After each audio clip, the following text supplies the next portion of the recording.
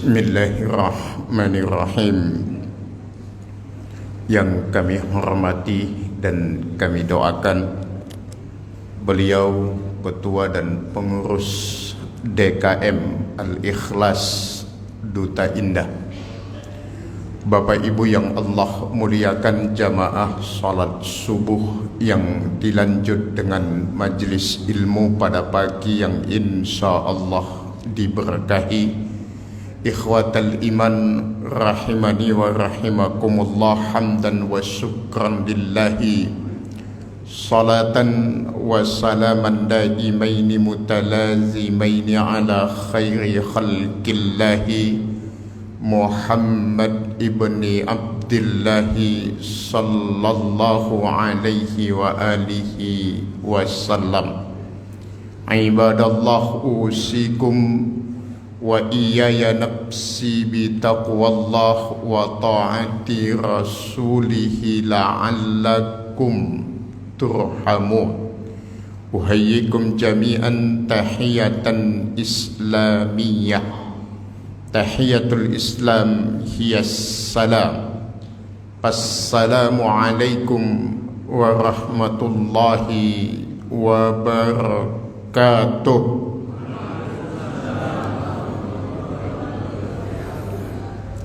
Sehat Bapak Ibu? Ada satu ungkapan, orang yang tidur tidak akan sadar kalau dia sedang bermimpi kecuali setelah dia terbangun dari tidurnya. Orang yang tidur sedang bermimpi tidak akan sadar kalau dia sedang bermimpi, kalau dia tidak terbangun dari tidurnya, siapapun Pak. Sama halnya dengan orang yang hidup tidak akan pernah mementingkan urusan setelah hidup kecuali kematian itu telah datang kepadanya. Maka ada ungkapan dalam bahasa Arab, as-sihhatu tajun la yaraha illal marda. Kesehatan itu penting, tapi siapa yang tahu pentingnya kesehatan? Orang sakit, Pak. Orang sehat itu kadang nggak tahu pentingnya kesehatan, tapi kalau sudah sakit baru tahu pentingnya dan nikmatnya kesehatan. Orang yang hidup tidak tahu pentingnya kehidupan kecuali dia telah meninggalkan kehidupan itu. Maka kenapa Allah tegaskan dalam Al-Quran, alhaakumut takatsur hatta zurtumul maqabir. Memang satu-satunya yang bisa menghentikan manusia itu cuma alam kubur. Jadi perlu kiranya diusulkan yang hidup ini satu-satu dimasukkan ke alam kubur. Usulkan boleh. Yang nggak boleh itu usil, itu nggak boleh. Boleh usul asal tidak usil. Nah, itu kaedahnya itu. Usul boleh, yang nggak boleh usil. Tapi memang faktanya begitu Pak. Mau dibuat pengajian bagaimanapun, mau siapapun yang ngisi, ya begitu-gitu aja. Begitu-gitu, kecuali di sini ya. Ini disclaimer dulu. Ini kecuali jamaah Al-Ikhlas Duta Indah, insya Allah. Semua kan by proses Pak, nggak ada yang jipen itu. Jadi Bapak Ibu yang Allah muliakan, ikhwatal iman, disinilah kita mulai tema kita pagi ini. Tema yang akan kita bahas adalah mata qabla mautihi, mati sebelum kematiannya tiba. Jadi ada orang-orang yang mati sebelum kematiannya itu tiba. Ikhwatal iman yang Allah muliakan, kita lihat dalam timbangan Islam, mati itu bukan sesuatu yang menakutkan dan tidak perlu ditakuti. Catatan awalnya usikum wa iyaya, kita saling mengingatkan kematian bukan untuk ditakuti, tapi yang penting dipersiapkan.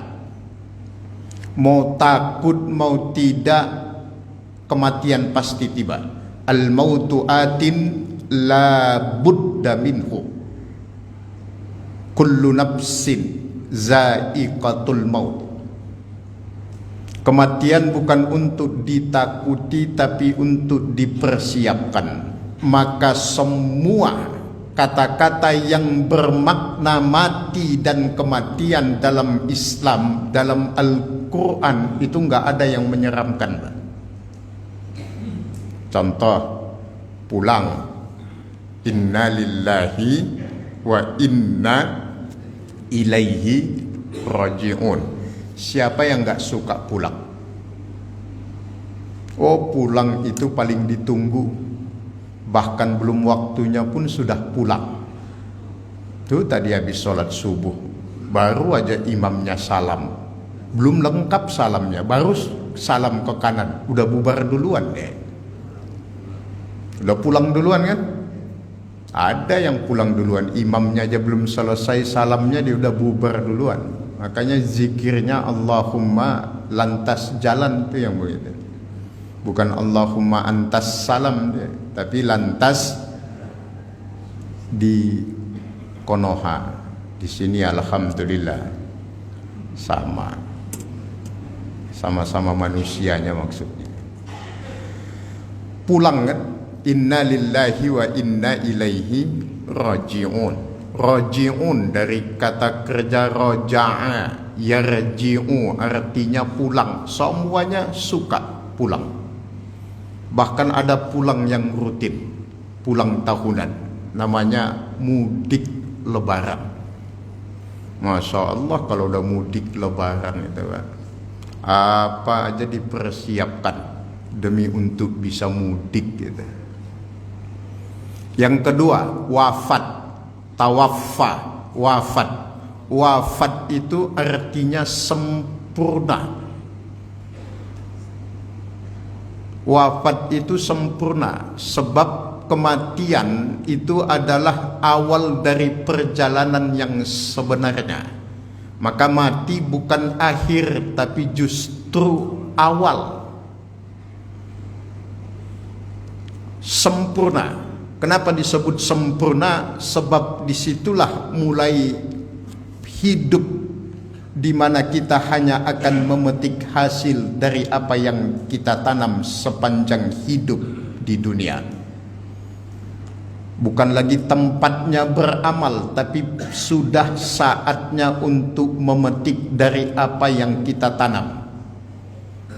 Maka kaedahnya man yazra yahsud, siapapun yang menanam pasti memanen. Maka hati-hati pada saat sedang waktunya bercocok tanam, jangan lengah, jangan santai, ikut bercocok tanam agar kelak di saat panen kita tidak gigit jari. Yang jadi masalah, banyak orang yang tidak mau menanam, ketika panen mau ikut panen. Nah itu masalah itu. Ketika musim tanam dia nggak mau ikut nanam Pak, bahasa Jawanya nandur, nggak mau ikut nanam di sawah. Giliran panen kok mau ikut panen? Ya nggak bisa. Kalau mau ikut panen ya harus nanam. Akhirat itu tempat untuk mendapat balasan dari semua apa yang kita perbuat. Sederhananya tempat memanen apa yang kita tanam di dunia. Wafat sempurna karena dia waktu untuk menerima balasan dari apa yang kita perbuat. Tidak ada kata-kata yang menyeramkan tentang kematian. Tapi berdasarkan survei 100% manusia takut menghadapi yang namanya kematian. Nah, di sini nanti pertanyaannya, Pak. Kenapa takut dan apa yang membuat takut gitu? Kira-kira kalau menurut Bapak Ibu sekalian, apa yang membuat manusia takut menghadapi kematian itu? Apa kira-kira, Pak? Ya, Pak. Banyak urusan. Dosa. Wah. Kalau dosa betul apa yang beliau sampaikan. Tetapi yang namanya dosa, mustahil ada manusia yang tidak punya banyak dosa. Kalau manusia biasa banyak dosa, bukan punya dosa. Kalau punya dosa itu konotasinya seakan-akan dosanya dikit banget gitu ya. Semuanya banyak dosa, mau siapapun, mau ustadz, mau siapapun banyak dosa. Dan dosa itu pada hakikatnya tidak dipermasalahkan oleh Allah, Pak. Yang dipermasalahkan oleh Allah itu orang banyak dosa nggak mau taubat, itu yang dimasalahkan, Pak. Memang Allah pernah mempermasalahkan dosa hambanya? Nggak Allah permasalahkan. Makanya Allah berikan kesempatan kepada hamba-hambanya yang namanya magfirah, ampunan dan taubat itu. Yang Allah masalahkan sudah banyak dosa, sok suci nggak mau taubat, itu yang Allah masalahkan, Pak. Selama masih mau bertaubat, Allah tidak akan pernah mempermasalahkan. Allah yang menegaskan dalam Al-Quran, innallaha yaghfiruz dzunuba jami'a. Semua dosa Allah ampunkan, illa ayyushraka bihi, kecuali yang mensekutukan Allah. Artinya dosa itu tidak masalah selama yang bersangkutan merasa kemudian membawa dia untuk bertaubat kepada Allah. Jadi nggak usah kita merasa sedih gitu ya. Ya, sedih dalam artian bukan berarti bangga dengan dosanya, hati-hati juga gitu, Pak. Bapak Ibu sekalian, ada dosa kecil, tetapi justru dosa kecil itu bahayanya sangat besar. Apa itu? Dosa kecil yang diremehkan. Itulah yang dalam agama kita dikenal dengan istilah as-saghair tajlibul kabair. Dosa-dosa kecil berubah menjadi dosa besar akibat dari meremehkan. Kata-kata meremehkan itu kalau dalam kenyataan biasanya diungkapkan dengan kalimat kan begitu doang. Ah, gitu doang, nggak apa-apalah, dikit doang. Nah, yang begitu-gitu itu, Pak, itu justru yang berbahaya. Nah, kembali pada pembahasan kita, apa kira-kira yang membuat manusia takut menghadapi kematian? Takut, bukan nggak siap, takut. Apa yang membuat takut itu? Yang membuat takut itu adalah adamul zat. Adamul zat itu ketiadaan bekal.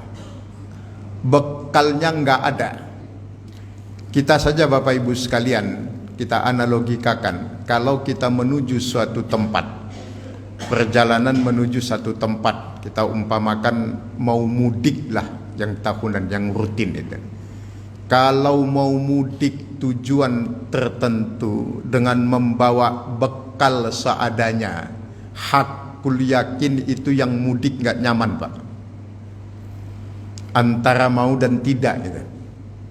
Modal seadanya, mau berangkat ke satu tempat pas-pasan, bahasa mudahnya pas ongkos, Pak.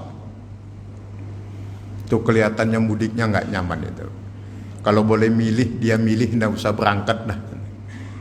Kalau hanya pas-pasan, urusan duniawi saja, sikap orang demikian, sikap kita lah.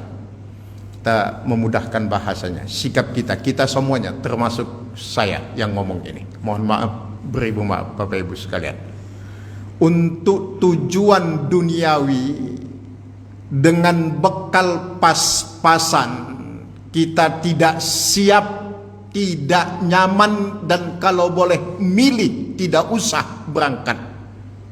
Apalagi dengan perjalanan akhirat yang panjang dan penuh dengan tahapan-tahapannya, yang membuat mati itu dalam tanda kutip, quote and quote, menyeramkan dan menakutkan adalah ketiadaan bekal untuk menghadapinya. Dan kita semua tahu sebenarnya itulah jawabannya. Subhanallah Bapak Ibu sekalian, kalau kita komit sebenarnya pengajian ini tidak dibutuhkan sebenarnya, Pak. Dari satu sisi ya, sudut pandang. Karena semua hampir yang disampaikan siapapun yang bicara sebagai narasumber, itu sebagian besar sudah diketahui oleh Bapak Ibu sekalian. Kekurangan dan kelemahan kita cuma satu.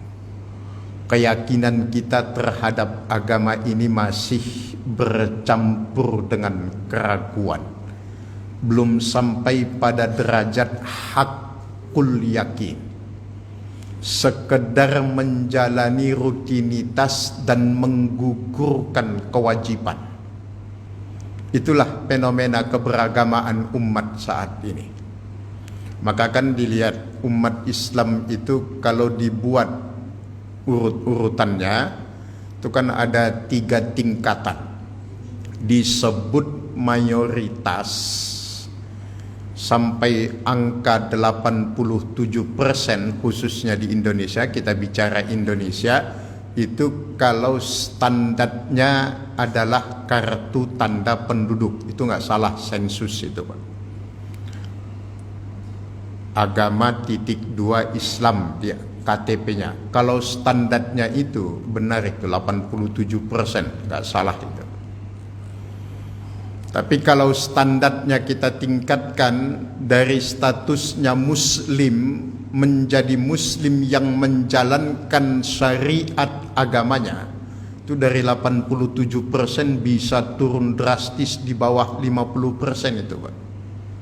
Hakul yakin, Pak. Wah, masa Ustaz, udah dibuktikan, udah diteliti, nggak usah diteliti susah-susah, Pak. Lihat aja kita subuh ini, Pak. Ini kalau benar 87, angka 87% ini benar, hakul yakin subuh ini jamaahnya sampai jalanan itu, Pak. Kalau benar loh ya, angka 87% Indonesia ini penduduknya muslim, ini sholat subuh berisi semua ini, sop sampai belakang, atas berisi, halaman berisi, sampai jalanan macet itu, Pak. 87% loh. Ini yang sekitar Masjid Al-Ikhlas ini hakul yakin 90%, jangan-jangan 100% muslim semua. Pertanyaannya yang ke masjid berapa orang kan gitu. Tapi ngakunya ahlus sunnah wal jamaah. Ahlus sunnah wal jamaah itu definisi, bukan definisi, bukti yang paling sederhana. Siapapun yang mengaku ahlus sunnah wal jamaah, indikasinya 2, mengikuti sunnah dan rajin jamaah. Itu ahlus sunnah wal jamaah itu. Rajin jamaah. Jamaah kemana? Ke masjid, bukan ke warung kopi, apalagi ke pos satpam. Sana nggak ada jamaah. Jangan kayak tetangga saya, jarang banget ke masjid. Sekali-kalinya ke masjid nyasar. Itu akibat jarang ke masjid. nyasar, salah tempat, salah posisi. Harusnya di belakang imam, dia malah depan imam itu. Tangga saya kan orang Bekasi Pak, udah pindah dari Medan, KTP-nya Bekasi, jadi tetangga saya di Bekasi. Tahu Bekasi mana itu? Nggak pernah ke masjid, sekali-kalinya ke masjid salah posisi, harusnya di belakang imam malah depan imam. Makanya usul lagi nih, DKM itu sebenarnya punya program kerja tambahan. Kan setiap masjid itu punya ambulan, minimal keranda. Itu kurang berfungsi kelihatannya Pak. Ambulan, keranda itu kurang berfungsi. Coba difungsikan lebih maksimal gitu. Usul loh ini. Usul. Boleh terima, boleh tidak. Ambulan itu dipakai buat jemput bapak-bapak yang jarang ke masjid itu, coba dijemput pakai ambulan Pak. Ya. Kalau sayang bensinnya pakai keranda saja. Jadi program baru menjemput jamaah gitu. Kalau yang sudah wafat kan dia datang sendiri Pak, nggak usah dijemput-jemput. Ada yang nganterin ke masjid biasanya kalau mau disolatkan. Nah ini dijemput, usul loh ya, usul, jangan dimasukkan dalam hati. Memang agak out of the box ini usulannya. Cuma memang memungsikan fasilitas masjid lebih maksimal. Itu kan mantap juga itu, subuh-subuh ada ambulan parkir depan rumah kan mantap itu. Minimal dia kebangun lah itu ya. Nanya, ada apa nih Pak Haji? Mau jemput sampean. Ya, mana tahu nggak kuat jalan ke masjid. Karena kadang-kadang ironis juga. Naik sepeda 10 km kuat. Giliran ke masjid cuma 10 meter saja nggak kuat. 10 km naik sepeda kuat, olahraga namanya. Penting, nggak salah itu. Tapi harus seimbang, raga diolah, jiwa juga harus diolah. Jadi ada olahraga, ada olah jiwa. Atau sederhananya olahraga, olah pikir, olah zikir. Nah ini olah pikir ini ngaji nih Pak. Habis ini nanti olah raga, nanti sholatnya, zikirannya itu olah zikir. Itu satu kesatuan itu Pak. Olah pikir, olah zikir, olah raga. Ini kadang-kadang di kampung saya itu 10 km sepedaan kuat Pak, Masya Allah. Padahal udah senior juga itu. Senior bukan tua. Tua itu takdir. Mau atau tidak mau ya, kalau saatnya tua ya tua saja Pak.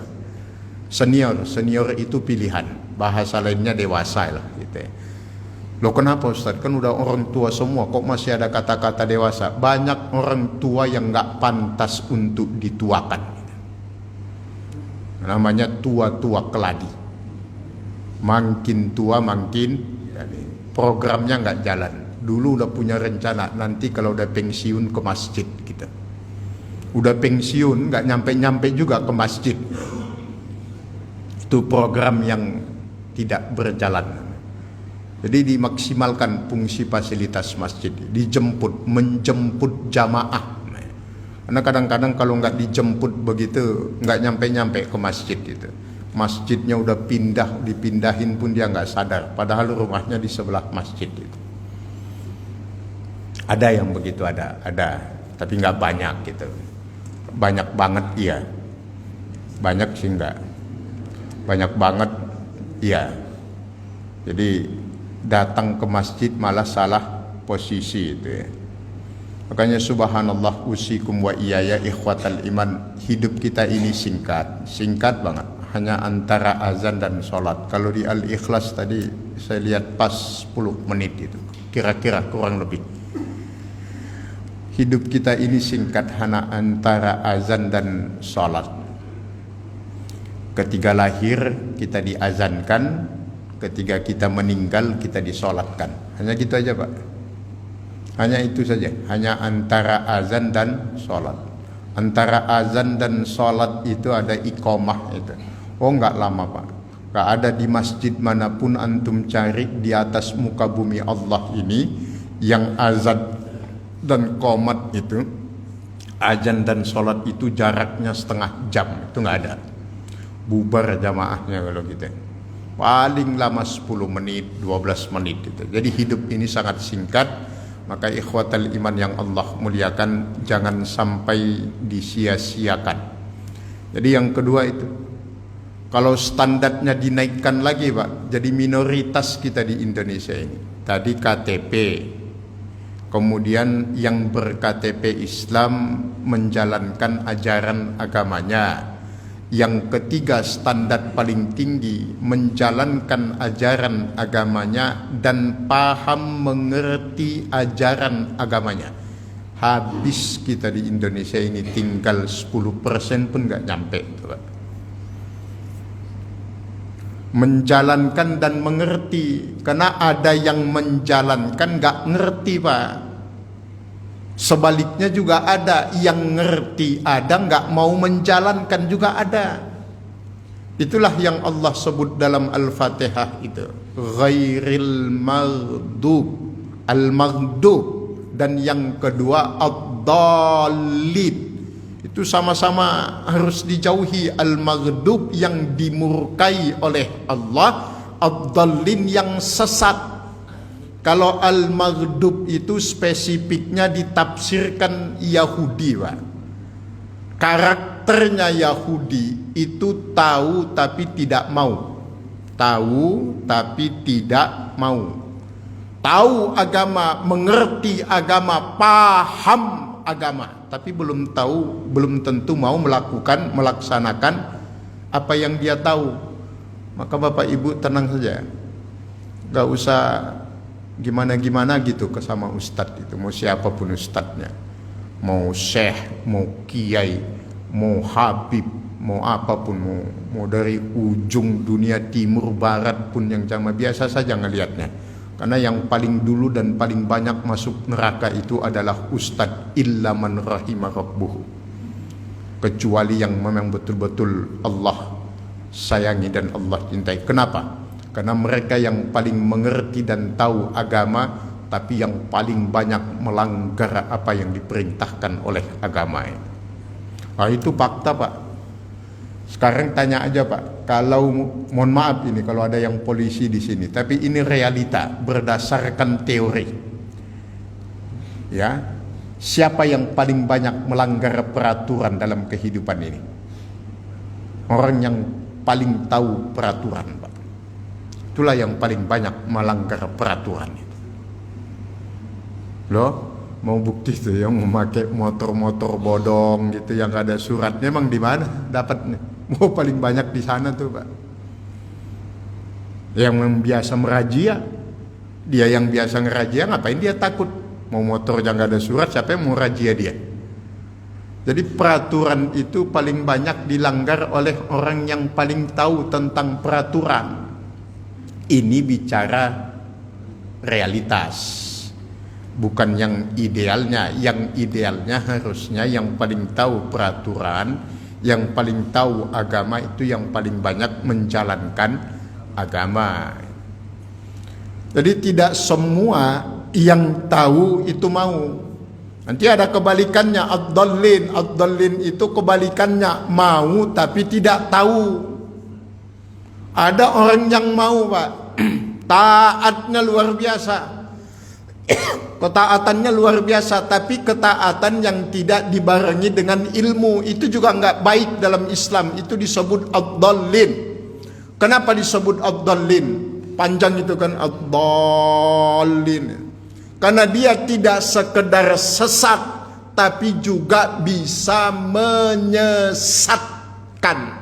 Itulah kelakuan orang-orang Nasrani itu. Bahkan Allah menegaskan di dalam Al-Quran, karena ketiadaan ilmu dalam ketaatan mereka, mereka menjadikan pendeta-pendeta mereka ruhbanahum arbaba, menjadikan pendeta-pendeta dalam artian pemuka agamanya, menjadi Tuhan dalam kehidupan mereka. Karena ketaatan yang tidak dibarengi dengan ilmu hanya akan melahirkan fanatisme buta dalam kehidupan. Fanatik itu kalau bahasa Tegalnya pokoke. Bodoh amat lah mau ngapain itu. Pokoke, yang penting ustadz saya, kiai saya, habib saya, apalagi semua disebutin, ajengan tu bagus, tuan guru, segala-galanya. Makanya sekarang kan jadi kebiasaan. Kenapa sebagian habis sholat itu sebelum pengajian banyak yang bubar, Pak? Itu bukan berarti dia punya kepentingan sebenarnya atau malas. Oh, belum tentu, Pak. Banyak faktor, salah satunya ada istilah bukan ustadz saya. Siapa yang ceramah? Oh, ustadz Pulan. Bukan ustadz saya itu. Gitu, Pak. Ada itu fenomena di masyarakat kita, kecuali di Al-Ikhlas Duta Indah kelihatannya nggak ada. Oh, di tempat lain begitu, Pak. Kenapa? Karena nggak pakai jenggot, macam-macam itu alasannya dia. Itu hanya melahirkan fanatisme buta. Padahal fanatisme buta dalam Islam yang disebut ta'assub, asobiyah, fanatik itu haram hukumnya. Haram hukumnya, Pak. Haram hukumnya dalam Islam. Yang boleh itu ittiba.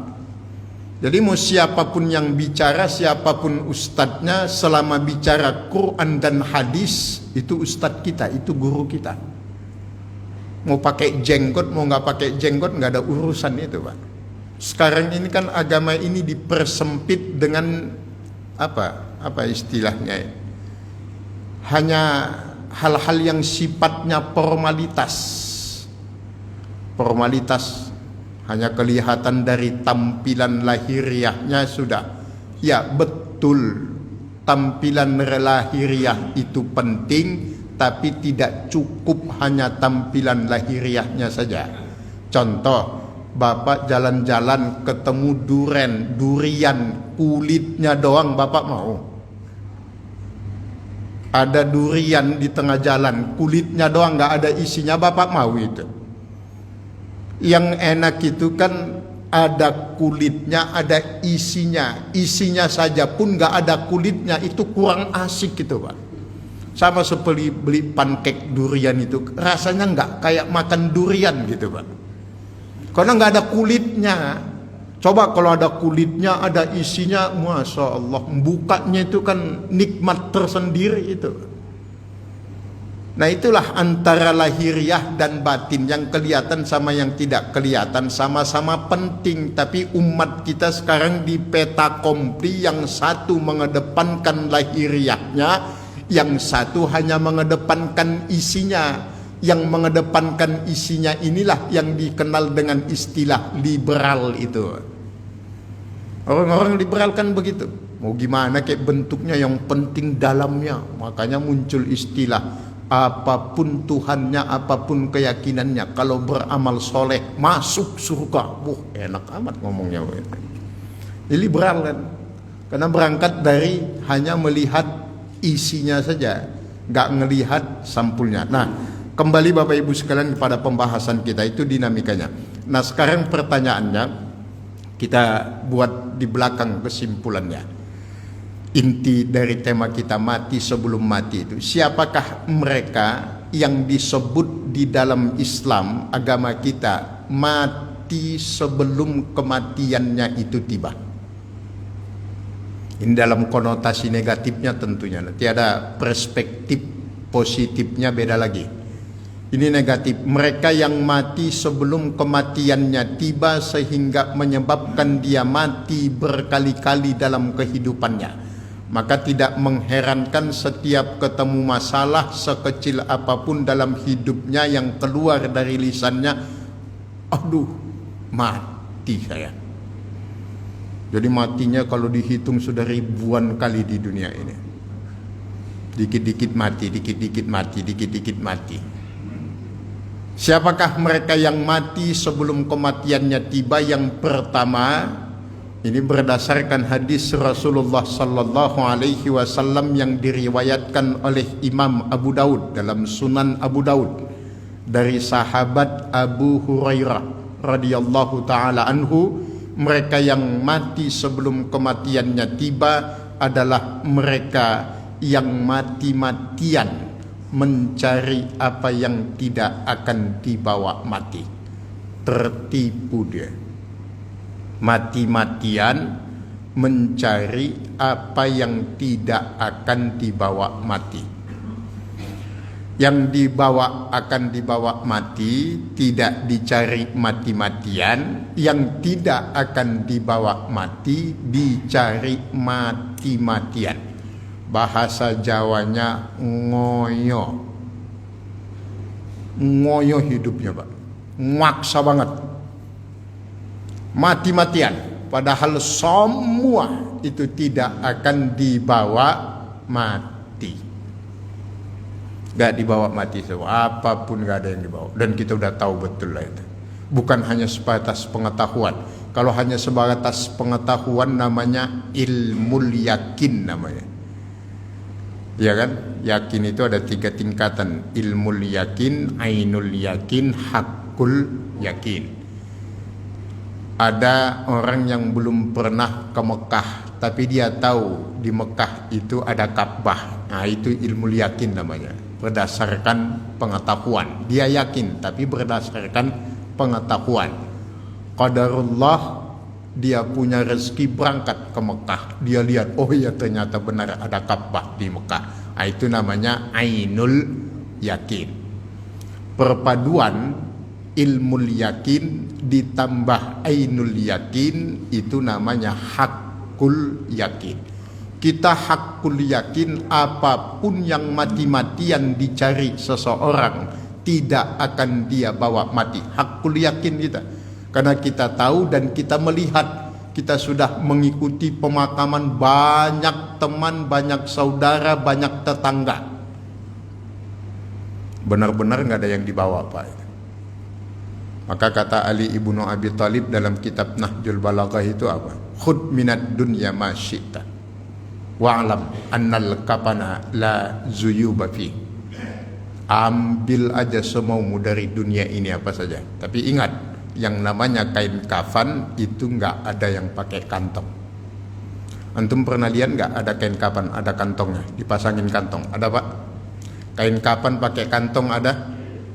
Kain kafan pakai kantong ada, Pak? Nggak ada. Kenapa? Karena memang nggak boleh bawa apapun, Pak. Nggak boleh. Kalau ada kantongnya kan enak nyelipinya itu. Nyelipin handphone kayak gitu. Nanti WA ya, gimana di dalam gitu. Enak gitu. Apa nyelipin catatan gitu. Nyelipin KTP lah, KTP. Ya nanti kalau ditanya nungkar-nangkir tunjukin KTP-nya kalau sampean muslim, kira-kira kan begitu. Nggak ada mau diselipin di mana, nggak ada kantongnya itu. Jadi silahkan ambil apapun yang ingin diambil dari dunia ini, nggak ada larangan selama tidak diharamkan. Tapi ingat, kain kafan nggak ada kantongnya, artinya semua nggak bisa dibawa, semuanya akan ditinggal. Itu fakta, itu kenyataan, itu yang kita lihat dengan mata dan pengetahuan kita jelas sudah sampai pada taraf hakul yakin. Tapi kenapa ini tidak menyadarkan banyak manusia? Kenapa sunnahnya kita ikut? Kalau ada yang meninggal kita datang. Kemudian disunnahkan juga dalam agama kita mengantar sampai ke pemakamannya, kan gitu. Itu sunnahnya, Pak. Maka kenapa disebut Abu Bakrin? Abu Bakrin itu kan julukan. Nama asli beliau Abdullah, dijuluki Abu Bakrin. Bakrin itu dari kata bukrah. Bukrah itu sebelum sobah, sebelum duha, sebelum pagi, sebelum duha, itu namanya bukrah namanya, Pak, dalam bahasa Arab. Kenapa disebut Abu Bakar? Karena beliau selalu terdepan dalam melakukan semua kebaikan.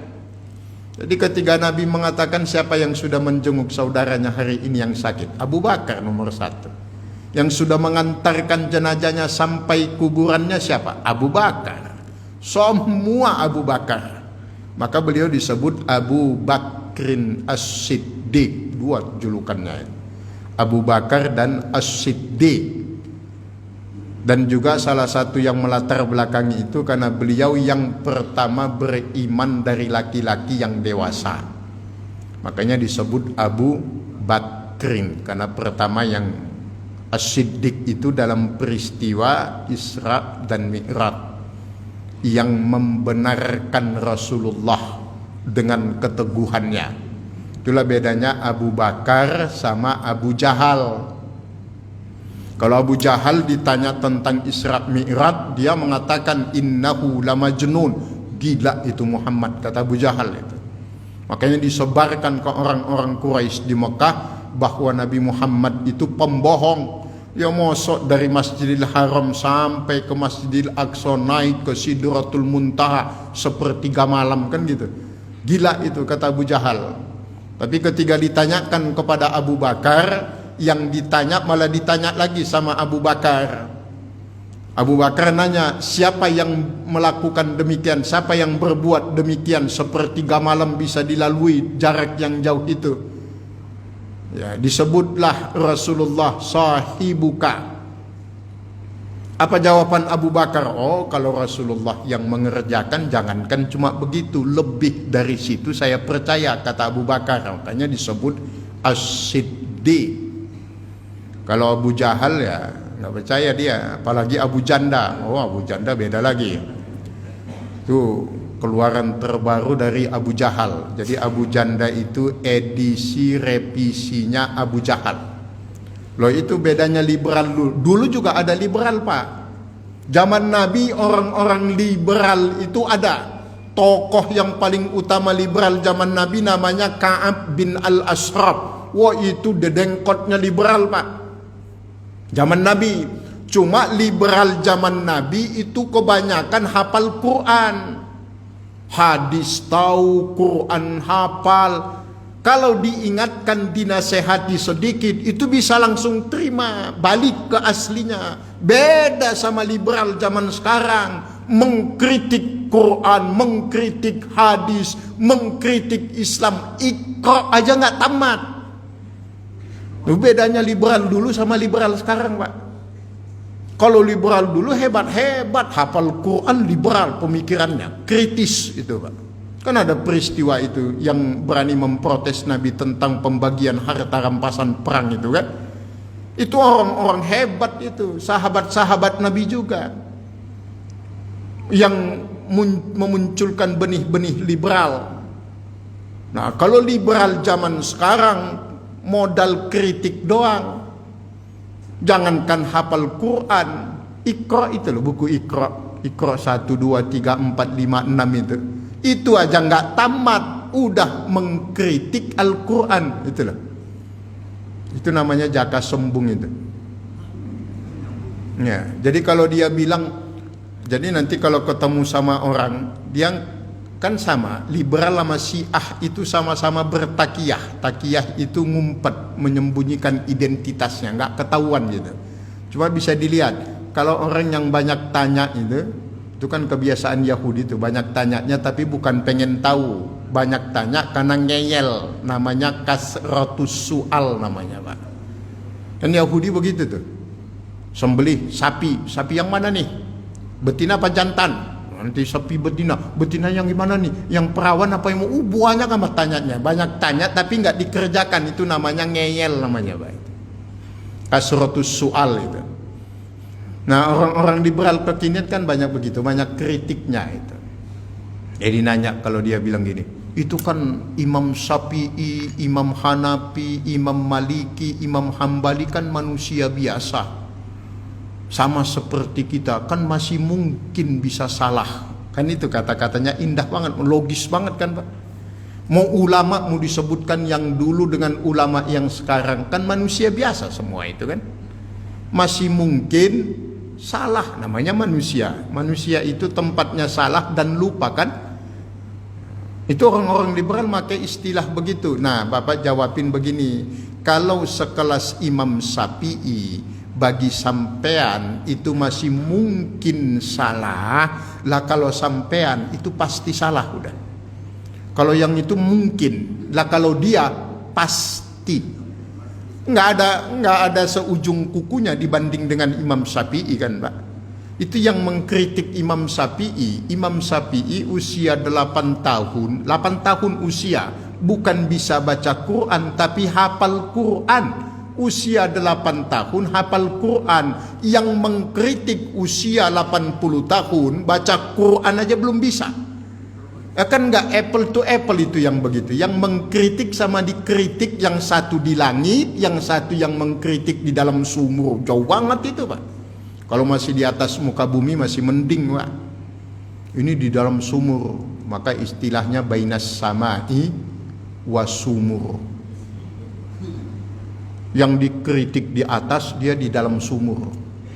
Mengkritik, oh itu ulama itu masih mungkin salah begini-begini. Ya mungkin salah manusia biasa. Tapi kalau dia yang ngomong, pasti salah. Karena nggak ada seujung kukunya bandingannya. Nggak usah bicara keilmuan, kesolehannya saja. Makanya ada istilah kita dengan Rasulullah itu bedanya cuma dikit. Kalau Rasulullah itu sedikit-sedikit sholat, kalau kita sedikit sholat. Rasulullah itu sedikit-sedikit baca Quran, kalau kita sedikit baca Quran.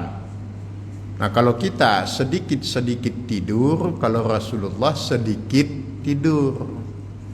Jadi kita sedikit-sedikit makan, kalau Rasulullah sedikit makan. Jadi bedanya, iya memang betul, sedikit aja bedanya itu. Ya, sedikit aja.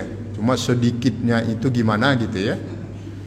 Ya, sedikit makan sama sedikit-sedikit makan. Kalau Rasulullah sedikit makan, sedikit makannya Rasulullah, makanya banyak puasa. Rasulullah sedikit tidur, karena banyak terjaga di malam harinya. Kalau kita sedikit-sedikit ngaji aja bisa tidur tuh, keren kan? Mantap lah pokoknya. Tapi memang kalau tidur yang berpahala itu salah satunya tidur di pengajian. Memang Islam itu membawa ketenangan, subhanallah. Itu fakta, Pak. Fakta betul-betul. Nyaman kalau di masjid itu, Pak. Nyaman, apalagi lagi ngaji begini itu Masya Allah. Padahal lo duduk lo bisa tidur. Nah, tadi di rumah itu lo di atas spring bed, ber-AC kamarnya, enggak tidur-tidur dari tadi, Pak. Ini ke masjid cuma duduk di atas karpet senderan di tiang, tiangnya itu loh keramik keras, bisa nyenyak gitu, subhanallah, luar biasa. Memang agama itu mendatangkan ketenangan. Antum kalau di rumah nggak bisa tidur, nggak usah minum obat, nyari obat tidur nggak usah. Ambil wudhu, ambil Quran, Pak. Baca Quran aja di atas tempat tidur. Ambil wudhu, baca Quran. Insya Allah, tunggu saja, Pak. Itu baru setengah halaman dari antum baca, itu Quran 4 kali jatuh nanti itu. Itu cepat amat ngantuknya. Gak usah nyari obat, gak usah minum obat, gak usah. Baca Quran aja, zikiran langsung nyenyak gitu mendadak. Memang agama itu mendatangkan ketenangan, itu poinnya, salah satunya. Yang satunya lagi, setan itu gak akan membiarkan orang itu taat itu. Oh, dengan segala cara dilakukan sama dia. Emang dia ridho ngelihat bapak gini ikut pengajian? Gak ridho, Pak. Dari tadi dicolek-colek aja sama setan itu. Ada setan yang bentuknya jin, goda-godain dari dalam. Ada setan yang bentuknya manusia, nyolek-nyolek. Lama banget ustadznya. Enggak lucu ustadznya. Wah. Ada yang nyolek-nyolek dari tadi, makanya satu ngilang gitu. Itu biasa di tempat lain. Kalau di sini enggak salah. Itu yang pertama, mati-matian mencari apa yang tidak akan dibawa mati. Terakhir yang kedua, ikhwatal iman, yang mereka mati sebelum mati itu adalah mereka yang berani kehilangan Allah karena sesuatu. Pertaruhannya luar biasa itu. Berani dia kehilangan Allah hanya karena sesuatu. Tapi dia enggak pernah berani kehilangan sesuatu karena Allah. Kehilangan sesuatu karena Allah itu nikmat. Pagi ini Bapak kehilangan sesuatu ini. Ini kan habis subuh ini kebiasaan ada orang ngopi apa macam-macam, hilang itu nggak jadi Pak. Karena ikut ngaji. Gara-gara ngaji nggak jadi ngopi. Alhamdulillah. Tapi kalau gara-gara ngopi nggak ikut nggak jadi dia ngaji. Gara-gara pengen ngopi, innalillahi wa inna ilaihi rajiun. Kehilangan sesuatu karena Allah itu nikmat, kehilangan Allah karena sesuatu itu musibah. Dan itulah musibah yang sebenarnya. Kalau dia menyangkut dunia, kerugian dunia, itu dalam agama kita bukan disebut musibah, tapi bala, ibtila namanya.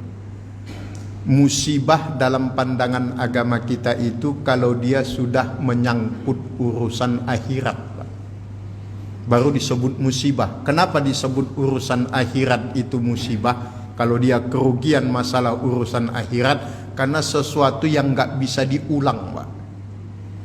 Kalau urusan dunia itu bisa diulang. Oh bisa diulang-ulang Ustaz, pamannya nggak sholat hari ini besok bisa sholat. Emang sholatnya bisa diulang, tapi yang tidak sholat hari ini udah kecatat, nggak bisa dihapus itu.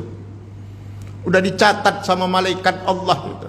Tapi kalau urusan dunia, kerugian dalam urusan dunia itu bisa diulang. Gagal dagang gorengan, ganti dagangannya Pak.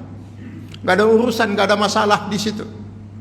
Tapi kalau sudah urusan akhirat itu nggak bisa diganti, nggak bisa dihapus. Ya tetap aja ada catatannya di situ. Cara menghapusnya bagaimana? Ya kita tingkatkan, kita lipat gandakan amal soleh kita. Maka dalam pandangan agama kita, pendapat jumhur ulama, nggak ada istilah qada sholat itu nggak ada. Tapi bagaimana mengganti sholat yang kita tinggalkan pada masa-masa yang lalu? Sekarang sholat sunnahnya diperbanyak,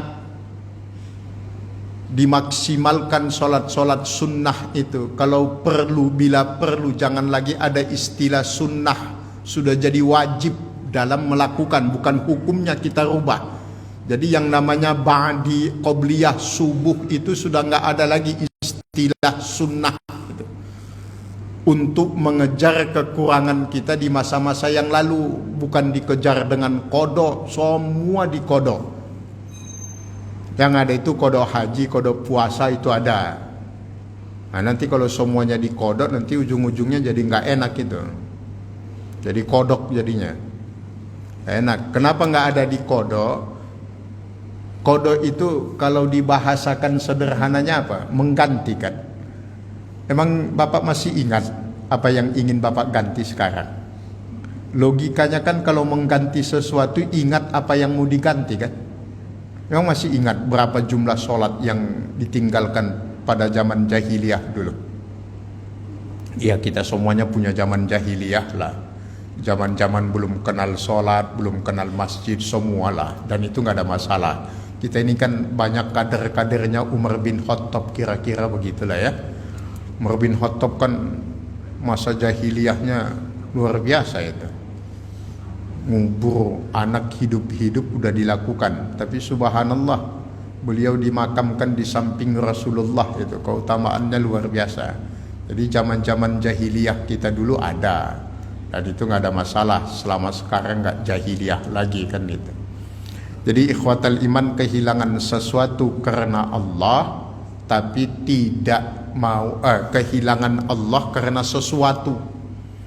Dia pertaruhkan, meninggalkan perintah Allah hanya untuk mengejar sesuatu.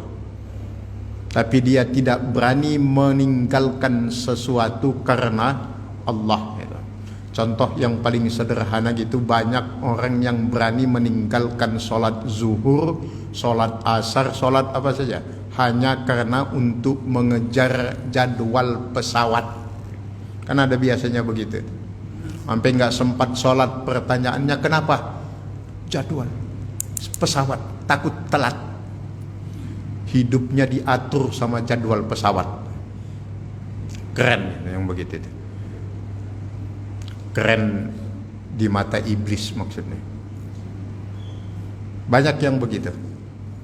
Maka Bapak Ibu sekalian, usikum wa iyaya, orang yang begitu itulah orang yang disebut dalam istilah mati sebelum kematiannya tiba. Nah, kalau ketemu yang begitu, ucapkanlah dalam hati, inna lillahi wa inna ilaihi raji'un. Jangan di telinga dia, nanti jadi masalah. Untuk sebuah renungan dalam menjalani kehidupan. Ternyata banyak memang orang yang hidup tapi tidak punya kehidupan di dunia ini. Sekedar hidup saja begitu. Sudah kehilangan arti kehidupannya yang sebenarnya. Hidup tapi nggak punya hidup. Karena dia nggak tahu dari mana dia datang, untuk apa dia hidup, dan kemana akhir kehidupannya. Insya Allah, mudah-mudahan semua kita yang berhadir subuh ini adalah orang-orang yang tahu arti kehidupan yang sebenarnya, sehingga kelak Allah memberikan kita balasan dengan kehidupan yang sebenarnya. Tahu arti kehidupan agar mendapatkan kehidupan yang sebenarnya, yaitu kehidupan di sisi Allah Subhanahu wa ta'ala, di dalam surganya, insya Allah. Baik Bapak Ibu sekalian, ini saja sebelum kita tutup. Ada pertanyaan? Alhamdulillah. Oh, ada satu mewakili. Assalamualaikum warahmatullahi wabarakatuh. Oh, Ibu. Iya, monggo Ibu. Itu untuk tip-tip agar kita mempunyai kuliah ini. Apa sih tip-tipnya? Terus yang kedua Ustaz, ittiba Rasul itu apakah ada hadis yang setiap amal itu tertolak jika tidak ada contohnya? Jadi kita sudah Rasul. Apakah selalu kebaikan tidak ada contoh dari Rasul itu kita nggak boleh lakukan karena akan tertolak? Nah, terus yang ketiga itu untuk ziarah kubur. Apakah wanita boleh untuk datang mendekat ke makam misalnya orang tua kita setelah kita ini ke kubur, ke kuburan? Apa kita boleh ke kuburan? Datang ikutnya kuburin, ikut kubur ke kuburan. Baik, subhanallah, jazakillah ya khairan. Ini udah mewakili nih 3 pertanyaan. Nanti kelamaan ditimpuk dari belakang. Ada tips hakul yakin. Kalau bicara tentang tips, ikhwatal iman, hakikatnya cuma satu. Hidup ini jangan dipikirkan tapi dijalani. Yang buat hidup ini jadi susah dan kita mencari-cari karena kebanyakan dipikirkan tapi nggak dijalani. Jadi berat rasanya. Tips itu semuanya ada kalau kita sudah mau mengerjakan. Jalankan saja. Itulah yang dikenal dengan kaidah usluk bihimmatikas sabil wala takul kaipas sabil. Jalani, jangan tanya bagaimana cara menjalaninya. Jalani saja dengan pengetahuan yang sudah kita dapatkan. Bismillah, jalankan. Tipsnya itu yang paling sederhana agar kita bisa hakul yakin. Jalankan itu maksudnya praktekkan dalam kehidupan. Pamannya dalam agama kita ajarannya A, ya kita praktekkan itu dalam kehidupan. Itu jadi hakul yakin. Gak ada tips yang lain yang paling jitu daripada amalkan ilmu itu dalam kehidupan. Itu nanti akan sampai pada hakul yakin. Karena sekarang baru sampai sebatas ilmu, belum sampai kepada amal. Kita semuanya, bukan beliau saja yang bertanya, mungkin beliau malah tidak. Banyak yang tidak bertanya, kita semuanya yang menjadikan ilmu hanya untuk ilmu. Padahal dalam agama kita ilmu itu untuk amal. Maka ungkapannya al ilmu bila amalin kasyajari bila samarin. Ilmu tanpa amal seperti pohon tanpa berbuah. Dulu saya lihat betul di kampung, kita lihat di kampung dulu kan, orang-orang tua kita kalau nanam mangga, nanam apa saja nggak berbuah, tebang aja itu kan. Ngapain, nyampah saja itu namanya, bikin sampah aja yang disapu tiap hari. Nggak berbuah, tebang, ganti pohon yang baru gitu kan. Nah, jangan sampai kita menjadi bagian yang diganti oleh Allah. Nah, itu masalahnya, Pak. Karena akan ada pergantian oleh mereka yang Allah datangkan, yuhibbunahu wa yuhibbuhum. Allah cinta kepada mereka dan mereka mencintai Allah. Allah ganti dengan yang begitu. Jangan sampai. Maka tipsnya yang pertama kepada beliau yang bertanya dan kepada kita semua dan kepada saya pribadi yang bicara ini, tipsnya untuk bisa hakul yakin, mari sama-sama kita amalkan ilmu kita menjadi amal. Jadi tidak sebatas ilmu untuk ilmu. Yang kedua tentang ittiba. Ittiba itu kewajiban, wajib. Ittiba itu mengikuti sesuatu yang kita tahu. Itu namanya ittiba. Dan ittiba kita hanya kepada Rasulullah, kepada Allah dan kepada Rasulullah. Ati'ullah wa ati'ur Rasul. Lah kepada para ustadz, kepada para ulama, kepada para kiai, kepada para apalagi syekh, kepada para habib, kepada para ajangan, gimana ceritanya ustadz? Quran yang menjawab, ya ayyuhallazina amanu atiullah wa atiur rasul wa ulil amri minkum. Itu ulil amri. Ulil amri itu jangan diterjemahkan hanya pemerintah saja. Para ulama dalam teks ayat itu juga masuk. Kenapa tidak memakai kata atiu, ketaatan kepada ulil amri? Karena ketaatan kepada mereka sangat tergantung, bukan sangat, wajib terkait dengan ketaatan mereka kepada Allah dan Rasulnya. Mau siapapun, mau presiden sampai RT, mau ustadz, mau kiai, mau habib, selama dia taat kepada Allah kita taati. Tapi dia tidak taat kepada Allah dan Rasulnya, goodbye. La ta'ata li makhlukin fi ma'siyatillah. Tidak ada ketaatan kepada siapapun dalam bermaksiat kepada Allah. Jadi ittiba kita wajib kepada Rasulullah. Nah, kalau dikaitkan dengan fenomena sekarang Ustaz, ada bahasa bid'ah yang begitu yang enggak ada zaman Rasulullah. Nah, inilah yang dulu pernah kami ingatkan di sini, ikhwatal iman, kembali kami ingatkan, hati-hati mendefinisikan bid'ah, jangan menggunakan istilah-istilah yang baik dengan tujuan yang tidak baik, apalagi itu didasari dengan ketidaktahuan ilmunya. Hanya asbun saja. Bid'ah itu ditanya, apa itu bid'ah mas? Oh, bid'ah itu yang sekarang ada zaman Nabi nggak ada. Itu kan rata-rata jawabannya selalu begitu. Nah, kalau dijawab dengan begitu, nanti dijadikan orang bahan candaan. Yang candaan itu menyangkut agama, akhir-akhirnya tanpa sadar nanti jatuh kepada istihza'u biddin, pelecehan terhadap agama.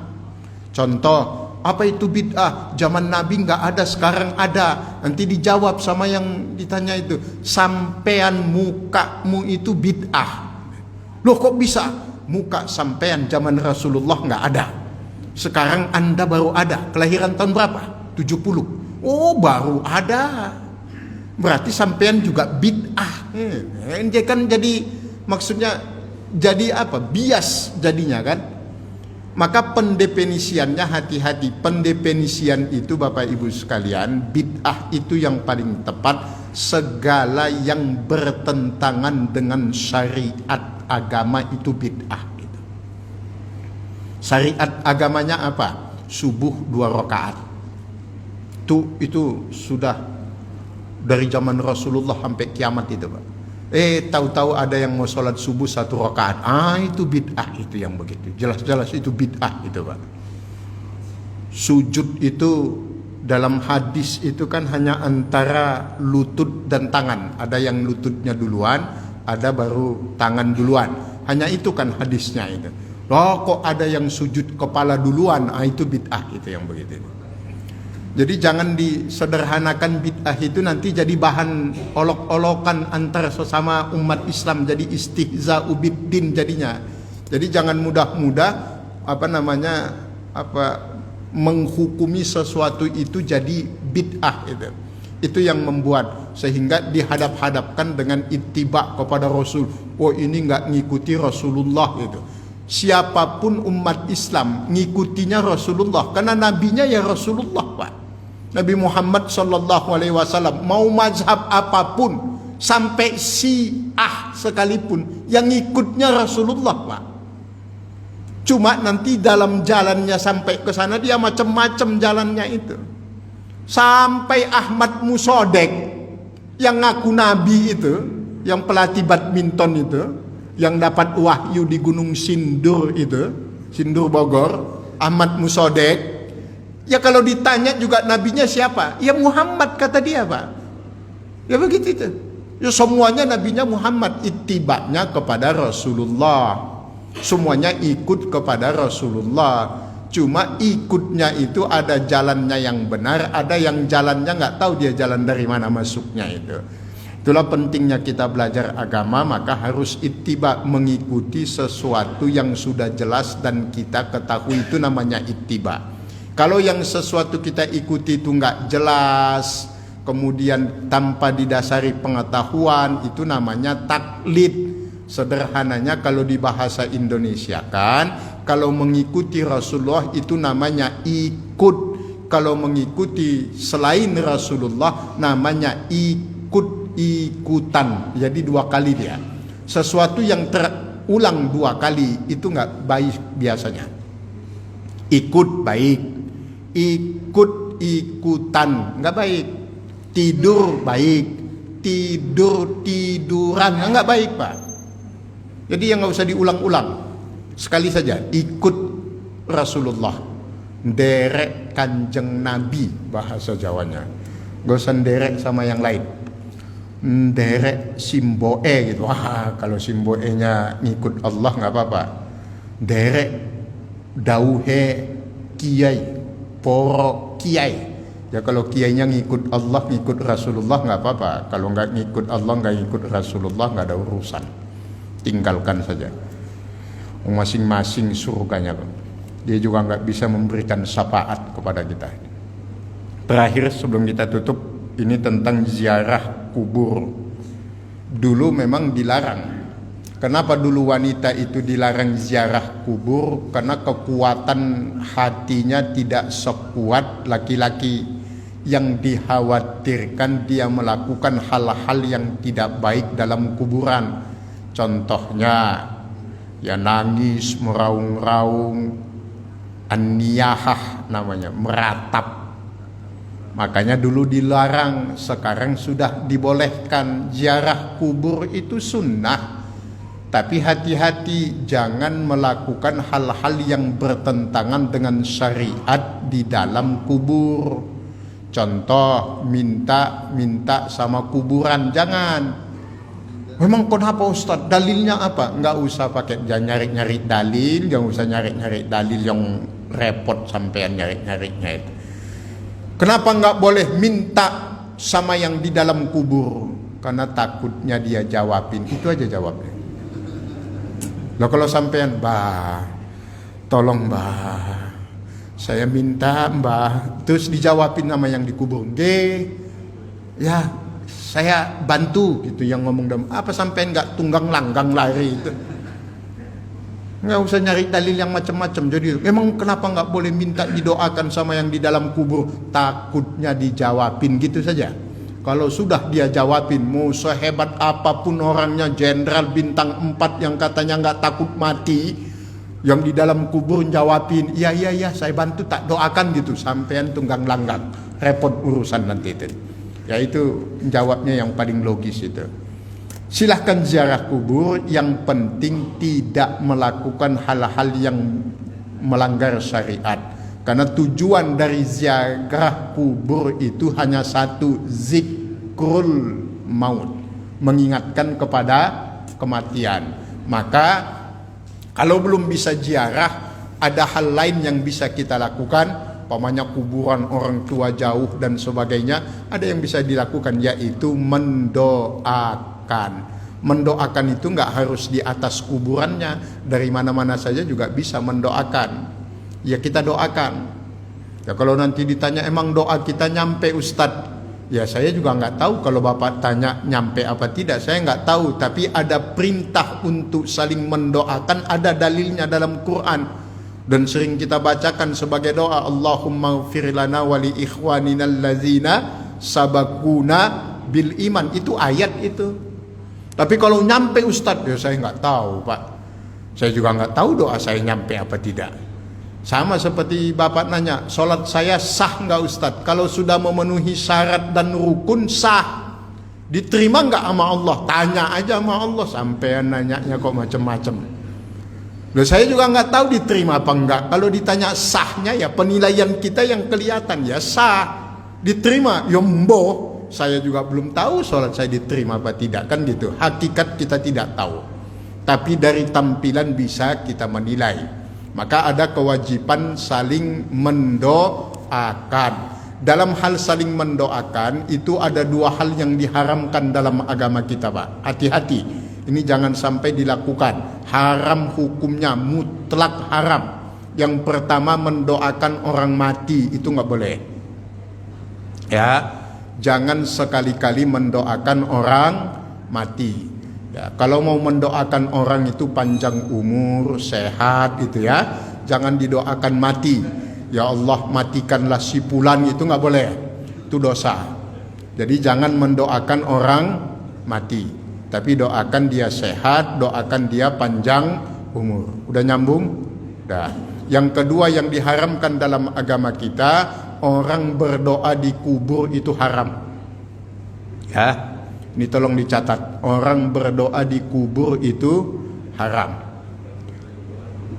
Ya, jangan orang berdoa di kubur, tapi diaminkan gitu ya.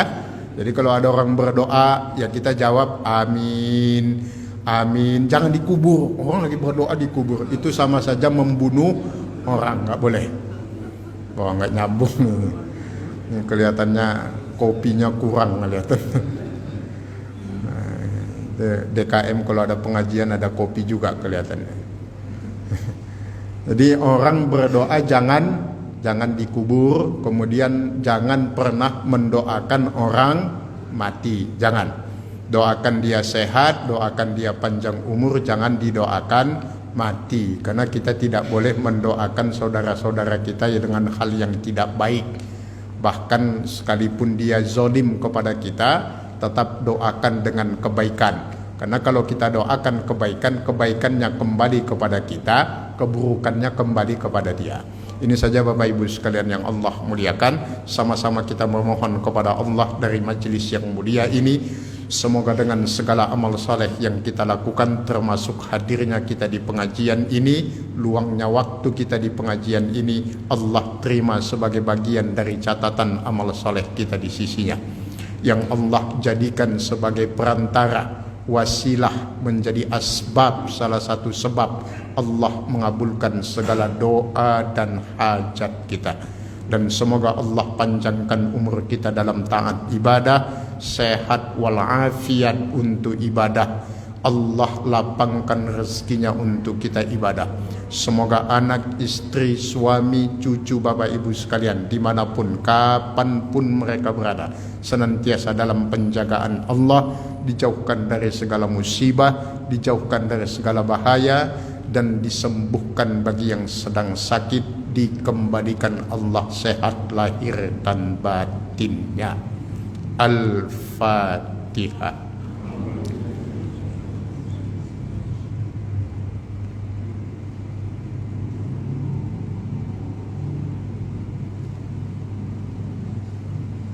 Kita tutup dengan kafaratul majlis. Subhanakallahumma wa bihamdika asyhadu an la ilaha illa anta astaghfiruka wa atubu ilaik wal afu minkum. Assalamualaikum warahmatullahi wabarakatuh.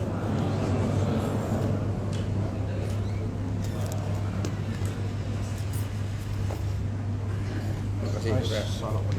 Assalamualaikum.